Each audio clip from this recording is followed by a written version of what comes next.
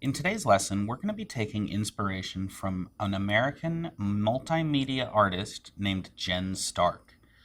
Jen Stark lives in Los Angeles, California, and she creates artwork that uses optical illusions and psychedelic colored patterns and drips and things like that to create abstract art.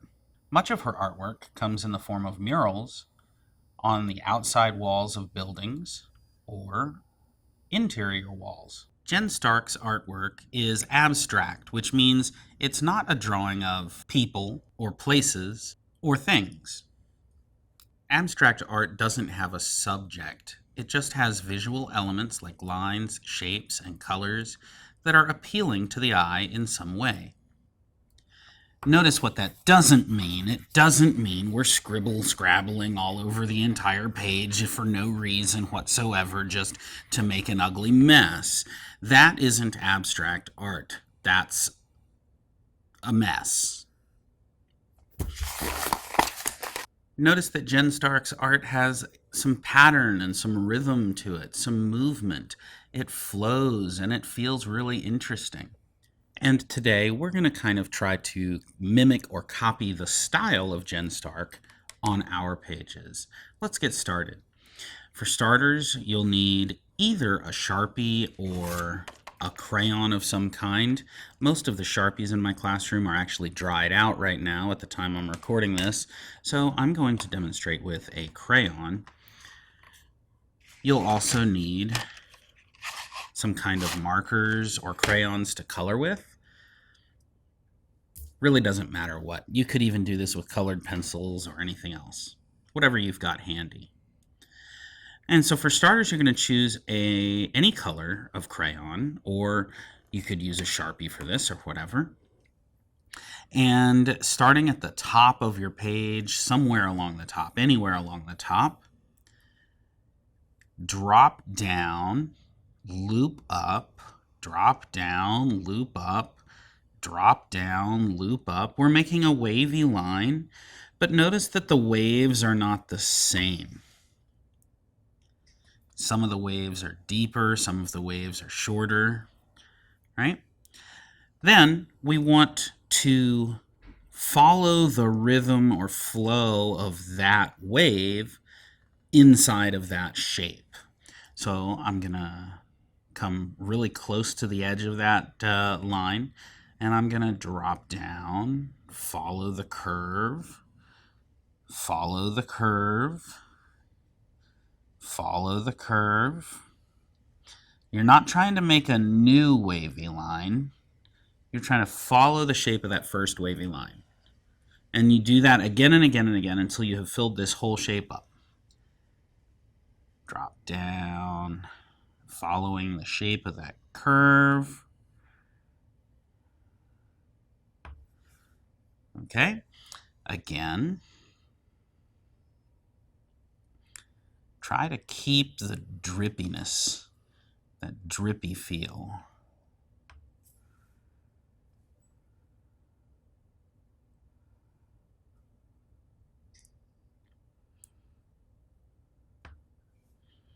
And I think I've got room for one more here.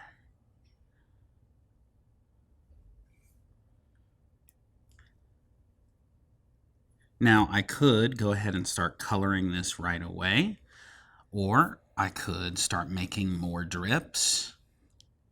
I could go back and forth between coloring these and then making more drips and coloring those and then making more drips and coloring those. I personally like to get all of my drips in one go and then go back to color. I could keep using the same color of crayon, but I think what I'm actually going to do is switch to another color of crayon and make drips with a different color. And here I'm going to start maybe at the bottom of one of these drips and make new drips.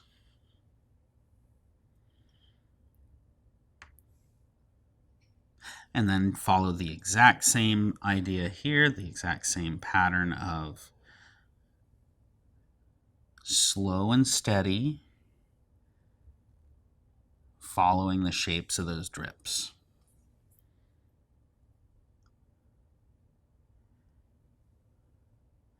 And I might over accentuate some of these just to make sure they feel real drippy.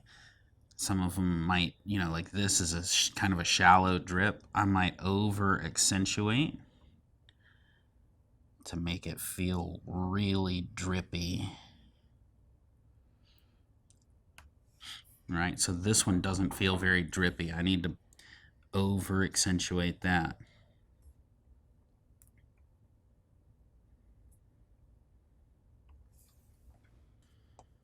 Again, I think I'll switch to another color, maybe a blue this time,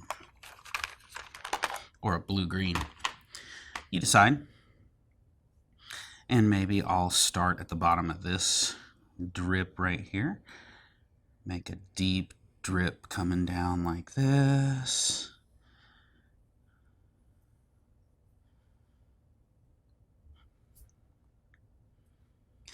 And notice how, because I'm using different colors for each layer, I've got separate layers, right? The black drips and the blue drips and the pink drips are all kind of overlapping each other in separate layers. It's exactly what I wanted.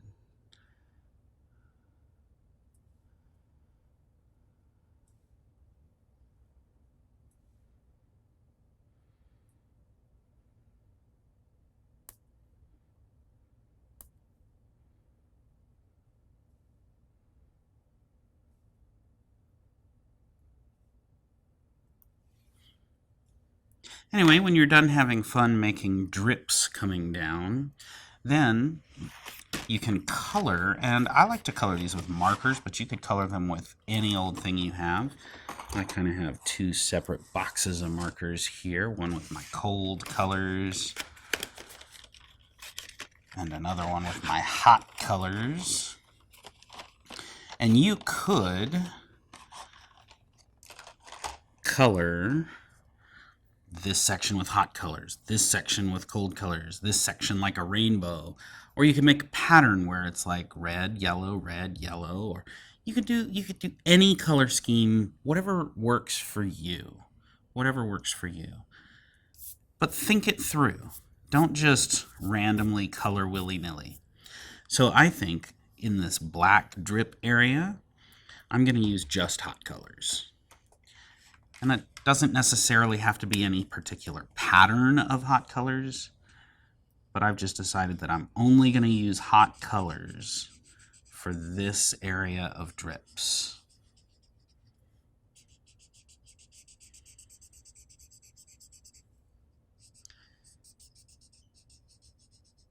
For the rest of the video, I'm just going to turn on some music and chillax while I draw and color these drips, draw some more drips, and keep on going till I think I'm done.